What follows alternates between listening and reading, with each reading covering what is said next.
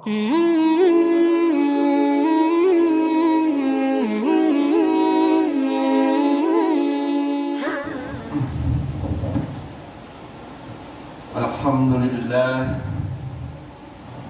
alhamdulillahi wa kafa wa salamun ala ibadillahi sawfa. Ashhadu an la ilaha illallah wahdahu la syarikalah, wa ashhadu anna Muhammadan abduhu wa rasuluh la nabiyya ba'dah. Allahumma shalli wa sallim ala sayyidina Muhammadin wa ala alihi wa ashabihi wa man tabi'ahum bi ihsani ila yaumiddin. Amma ba'du. Ya ibadallah, usikum wa yaya bitaqallahi wa ta'atihi la'alakum tuflihun. Allah Ta'ala fil Qur'anil Karim, a'udzu billahi minasyaitonir rajim. Ya ayyuhalladzina amanu taqullaha haqqa tuqatih wa la tamutunna illa wa antum muslimun. Wahai orang-orang yang beriman, wahai manusia-manusia yang beriman, Allah seringkali memanggil kita, tapi terkadang kita ini seperti tidak pernah punya telinga. Berulang kali Allah memanggil orang-orang yang beriman, tapi kita tidak pernah hadir dalam panggilan Allah Azza wa Jalla. Allah mengatakan, ittaqullah, bertakwalah kalian kepada Allah, haqqa tuqatih, dengan sebenar-benarnya takwa. Bukan hanya ucapan di lisan, bukan hanya status di tulisan, tapi mengingat Allah dan tidak pernah melupakannya. Bersyukur atas nikmat yang Allah berikan dan tidak kufur kepadanya. Taat, patuh, melaksanakan perintah Allah dan menjauhi larangan-larangannya. Wa la tamutunna illa wa antum muslimun, dan janganlah kalian mati kecuali dalam kondisi Islam. Hadirin jamaah Jumat rahimakumullah, 1400 tahun yang lalu Rasulullah SAW berpidato dalam hadis yang diriwayatkan Ibnu Majah. Beliau mengatakan, ya masyarul muhajirin, wahai kalian orang-orang muhajirin, khamsun idza tulibtum bihina wa a'udzu billahi a'udzubikuhunna lam yashhar al-fahisatu fi qaumin qad hatta yu'linuna biha illa fasyabihim atamuna wala auja allati lam takun madat fi aslabihim alladziina madaw. Nabi mengatakan, wahai orang-orang muhajirin, ada 5 perkara yang kalau kalian diuji dengannya, dan aku berharap, kata Nabi, kalian tidak sampai hari di mana usia itu. Salah satu yang beliau sebutkan, tidaklah perbuatan zina muncul di suatu kaum sehingga mereka melakukan terang-terangan. Mereka tampil di beberapa channel YouTube, podcast, bahkan televisi nasional. Gay, LGBT, perzinahan, perselingkuhan, hadir tanpa malu. Dan kalian pikir ini semua hal yang biasa, seakan-akan binatang. Melainkan kata Nabi alaihi wasallam, mereka mengumumkan perbuatan itu tanpa rasa malu, melainkan Allah akan kasih azab pada mereka, pada kita semua yang belum pernah ada di umat-umat sebelumnya. Dan terus-terusan kita mendengar adanya wabah-wabah baru yang lahir setelah COVID-19. Kita melihat itu, kita saksikan itu pada hari ini. Apa kita tidak pernah bersadar diri? Semua orang berpikir untuk mencari cara menghadapi wabah baru yang datang, COVID-19, kemudian wabah-wabah yang lainnya, di mana dunia mengumumkan secara global. Mungkin kita berpikir untuk mencari penangkal penyakit-penyakit tersebut. Kita berpikir untuk menjaga diri kita dengan menggunakan masker, dengan mencuci tangan kita, agar tidak terinfeksi dengan virus-virus tersebut. Tapi kita lupa kenapa virus itu ada, kenapa wabah itu timbul. Nabi sudah kasih tahu. Nabi sudah kasih tahu. Tapi kalian yang selalu memikirkan sebab-sebab duniawi, seakan-akan tidak ada pencipta bumi ini, terus mengkonsumsi ini, mengkonsumsi itu untuk memiliki ketahanan terhadap virus tersebut. Penyakitnya hanya satu, adalah perzinahan. Perzinahan yang merajalela.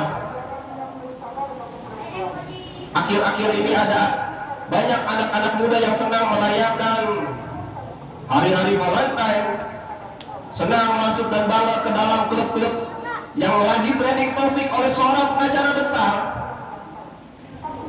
Apa yang mereka lakukan pada hari itu? Mengundang murka Allah Azza wa Jalla. Hari ini Indonesia sudah dapat darurat seks bebas. Data yang ditulis oleh beberapa lembaga mengatakan 62,7%. Dan di kota Bandung, kota kelahiran kita, kota kita tercinta, kota dimana pemuda-pemuda hijrah, kota orang-orang kreatif, baru-baru ini keluar rilis data 56% anak-anak muda telah melakukan seks bebas. Pertanyaannya satu, antum sebagai bapak-bapak apa yang dilakukan? Hanya berdiam diri saja melihat ini semua terjadi? Berapa banyak orang tua menjadi mesin pencari uang? Ibunya yang bekerja hanya memikirkan masak, mengatur rumah tangga. Apakah itu tugas seorang ayah? Engkau keluar rumah dari pagi sampai sore, cari uang, berikan kepada anakmu kuliah, engkau sekolahkan, engkau berikan kepada mereka. Engkau berpikir dan engkau lepas tangan, aku sudah melaksanakan tugasku. Apa kata Allah? Ya ayyuhalladzina amanu qu anfusakum wa ahlikum nar.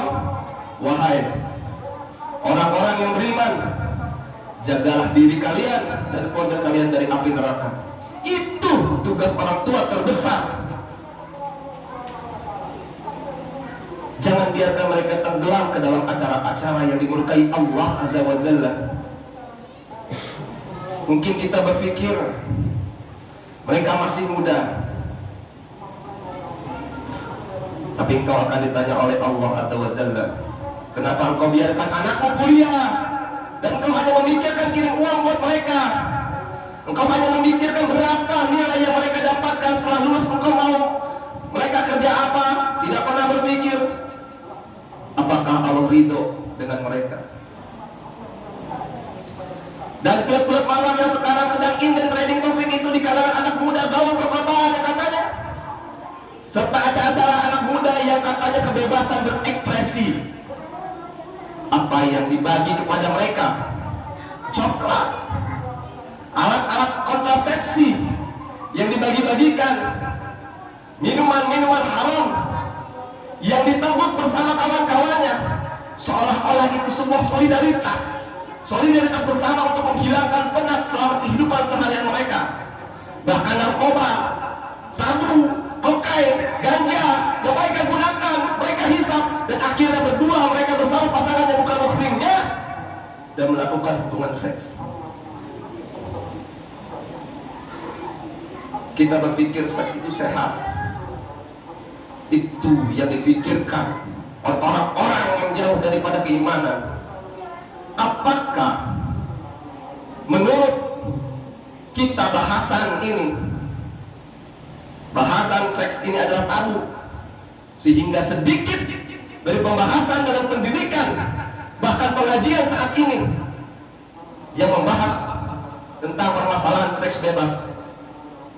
Padahal dulu waktu kita mengaji bersama para ustadz, para ulama kita dari TPA, TKA, kita selalu diajarkan itu untuk menjauhi perbuatan zina. Tapi pada saat ini, apakah kita lupa akan hal-hal itu yang diberikan oleh pada guru kita? Membiarkan anak-anak kita melakukan hal-hal yang Allah murkai. Islam Islam tidak pernah melarang menyalurkan cinta dan kasih sayang. Bahkan Allah mengatakan, nikahi perempuan yang baik-baik buat kalian. 2, 3, 4. Dan kalau tidak bisa berlaku adil, 1. Islam tahu. Dan kita ini mayoritas muslim. Kita tahu dengan aturan agama kita, prostitusi di mana-mana merajalela. Dan Nabi alaihi wasallam mengatakan, wahai kaum muda yang mampu menikah, segera menikah. Karena pernikahan itu membuat kalian menjaga pandangan kalian dan menjaga kemaluan kalian. Yang tidak mampu, puasa, kata Nabi. Selalu ada solusi dalam Islam. Tapi kita yang tidak mau mencari solusi tersebut. Dan kita lihat anak-anak muda sekarang, seringkali kita berpikir dan melihat mereka duduk, laki-laki, perempuan, malam hari. Mana bapaknya? Mana orang tuanya? Apakah orang tua akan menjadi dayus di antara orang-orang yang tidak akan melihat pada mereka, tidak akan memandang kepada mereka, tidak akan mengampuni dosa mereka, tidak akan membersihkan mereka? Salah satunya ad-dayus alladzina yukhiru bil munkar fil akhli, yang dia biarkan kemungkaran itu terjadi di rumah-rumahnya. Anak gadis dan perempuan dibawa kabur oleh lelaki lain dan dibiarkan.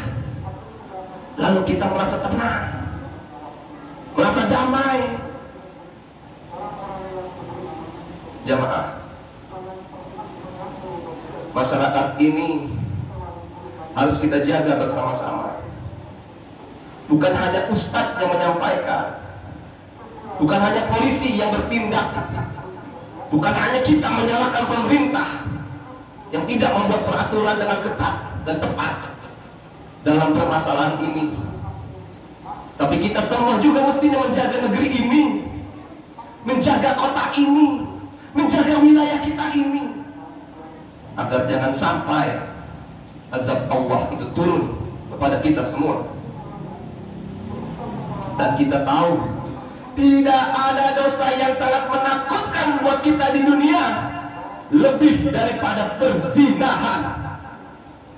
Dan kita tahu ketika dia pemuda-pemudi yang belum nikah, dia dipecut. Dalam Islam dipecut, didera 100 kali, dilihat oleh umat manusia. Dan jangan kalian sayang sama mereka. Dan kalau dia orang-orang yang sudah menikah, maka dirajam sampai mati. Semua sel-sel tubuhnya yang telah merasakan nikmatnya zina terlarang, Allah kasih dia yang halal, dia cari yang halal, itu semua dilempari batu agar dia mati tersiksa. Jangan sampai berpikir kasihan mereka.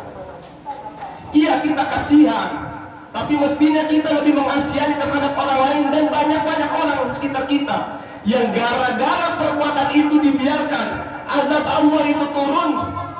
Dan siapa yang dapat? Semua terkena azab itu. Sekarang muncul pertanyaan,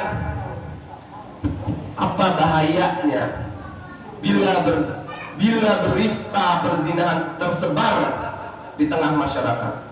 Apa bahayanya bila berita perzinahan tersebar di tengah masyarakat?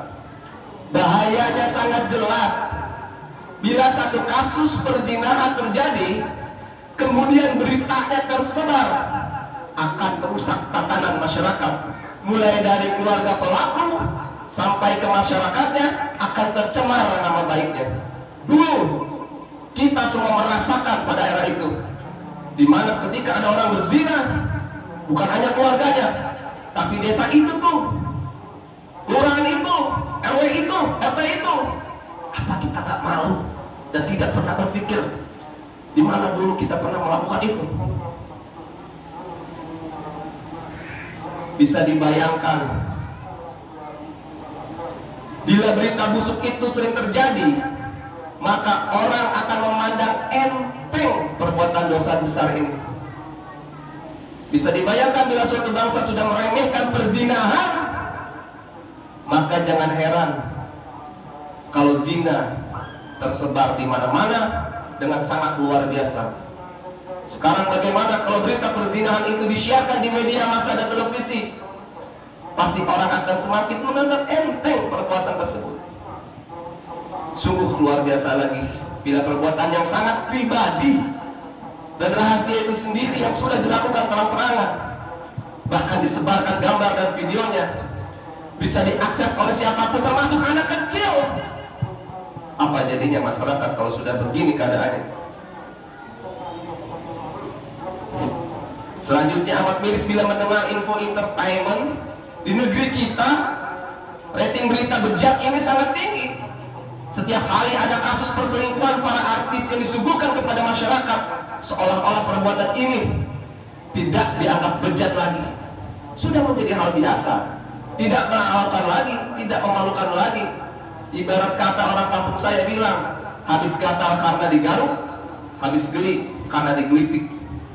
Terlebih seperti yang kita ketahui di lingkungan kita sendiri, di lingkungan kita sendiri, ketika ada anak muda yang hamil di luar pernikahan, seseorang bertanya kepada tetangganya, sahabatnya, rekannya, kok masih kecil sudah nikah? Yang nanya ini nggak tahu.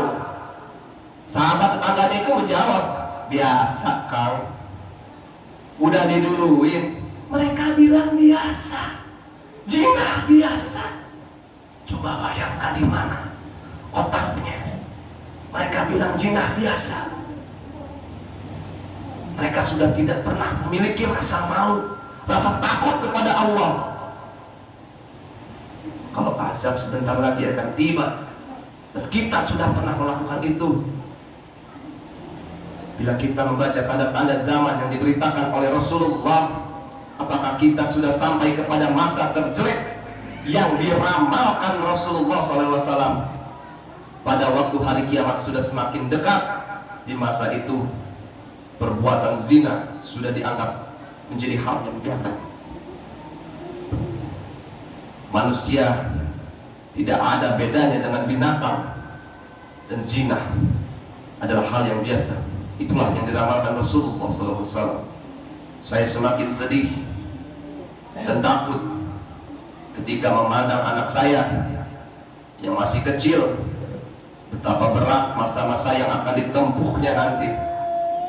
Saat ini sudah begitu bejatnya kehidupan. Bagaimana dengan 20 sampai 40 tahun yang akan datang? Apa kira-kira yang akan terjadi? Saya hanya mampu berdoa sebanyak-banyaknya agar kita dan keturunan-keturunan kita dilindungi oleh Allah dari kehidupan hina dan bejat ini. Bila suatu bangsa, suatu daerah, suatu wilayah sudah meremehkan perzinahan, yang paling mudah adalah ketika mendengarkan ceramah ini semua tertidur. Berarti kalian sudah meremehkan perzinahan terjadi. Bukan hanya kemiskinan yang terjadi di daerah kita, di kota kita, di negara kita, dan wabah yang Allah hadirkan, Allah akan kirim azab-azab yang lebih besar dari yang sudah terjadi terhadap kita dan umat kita ini. Maka orang tua berkaitan dengan masalah ini, jaga anak kita. Wala taqwa jinna innahu kana fahishatan wa sya'atan kabiran. Dan janganlah kamu dekati zina, karena sesungguhnya zina itu adalah suatu perbuatan keji dan suatu jalan yang buruk. Barakallahu wa lakum fil Qur'anil azim wa nafa'ani wa iyyakum bima fihi min ayati wa zikril hakim wa taqabbalallahu minni wa minkum tilawatahu innahu wal ghafurur rahim. Allahumma shalli ala sayyidina Muhammad wa ala ali sayyidina Muhammad. Bismillahirrahmanirrahim. Alhamdulillah, alhamdulillahi hamdan katsiran kama amar. Asyhadu an la ilaha illallah wahdahu la syarika lah, irhama liman jahada bihi wa kafar. Wa asyhadu anna Muhammadan abduhu wa rasuluh, syaidul insi wal bashar. Jamaah Jumat rahimakumullah. di bumi ini akan segera berubah, akan segera memuntahkan isinya. Gunung-gunung akan meletus, lautan akan berkobar menjadi api, bintang-bintang akan berjatuhan, dan kiamat pasti akan terjadi. Semua yang kita kumpulkan dalam hidup kita, yang kita usahakan dengan tenaga kita, kita akan tinggalkan, dan kita akan dibangkitkan dalam kubur kita dalam kondisi telanjang bulat. Tidak ada pakaian yang kita kenakan, tidak ada harta yang kita bawa, bahkan alas kaki pun tidak. Kita hanya membawa amal-amal kita. Bayangkan kenikmatan dunia yang orang-orang berebut mencari menumpuk, dengan azab di akhirat nanti. Kata Rasulullah, yu'abi an ami ahli kelak akan didatangkan orang yang paling senang hidupnya di muka bumi ini, tetapi dia divonis masuk neraka, lalu dicelupkan kembali ke dalam neraka satu celupan, lalu kemudian dikeluarkan kembali, dan dia ditanya, apakah engkau pernah memandang kebaikan satu dalam kehidupan? Pernahkah ada kebaikan yang lewat pada kehidupannya? Kata orang ini, wallahi ma ra'aitu khairan. Demi Allah, aku tidak merasakan kenikmatan sedikit pun. Semua kenikmatan dunia yang dia pernah rasakan, dengan satu celupan api neraka, bubar semua. Dan sebaliknya, didatangkan orang yang paling susah dalam dunia ini, dikasih celupan di surga, lalu ditanya orang paling susah itu, mungkin dia buta, mungkin dia tidak ada kakinya, mungkin tersisa tubuhnya, mungkin dia terhina. Satu celupan di surga, lalu dia ditanya, apakah engkau pernah melihat kesusahan dalam kehidupan? Kata orang ini, demi Allah, aku tidak pernah melihat kesusahan sedikit pun dalam kehidupan ini. Maka jamaah, bumi ini tempat berjuang, bukan tempat untuk bersenang-senang. Allah mengatakan, wala taqrabu jinna innahu kana fahisyatan wa syi'atan. Kata Allah, jangan mendekati zina. Sesungguhnya perzinahan itu adalah sesuatu yang paling buruk dan jalan yang sangat menakutkan. Hari ini hari Jumat, harinya bersolawat untuk Rasulullah SAW. Harinya kita berdoa, maka perbanyaklah solawat untuk Nabi kita Muhammad SAW. Allah mengatakan, innallaha wa malaikatahu yusholluna 'alan nabi ya ayyuhalladzina amanu shallu 'alaihi wa sallimu taslima. Allahumma shalli ala sayyidina Muhammadin wa ala alihi sayyidina Muhammad kama shallaita ala sayyidina Ibrahim wa ala ali sayyidina Ibrahim. Allahumma ighfiril muslimina wal muslimat wal mu'minina wal mu'minat al ahya'i minhum wal anwat bi rahmatika ya wahibul ahiyat. Rabbana atina fid dunya hasanah wa fil akhirati hasanah wa qina adzabannar. Ibadallah, innallaha ya'muru bil ahli wal ihsani wa ita'i dzil qurba wa yanha 'anil fahsya'i wal munkar wal baghi ya'izukum la'allakum tadhakkarun. Fazkurullaha 'azima yashkurkum wa yashkuruhu 'ala ni'amihim yaskum wa la zikrullahu akbar. Summa aqimus shalah.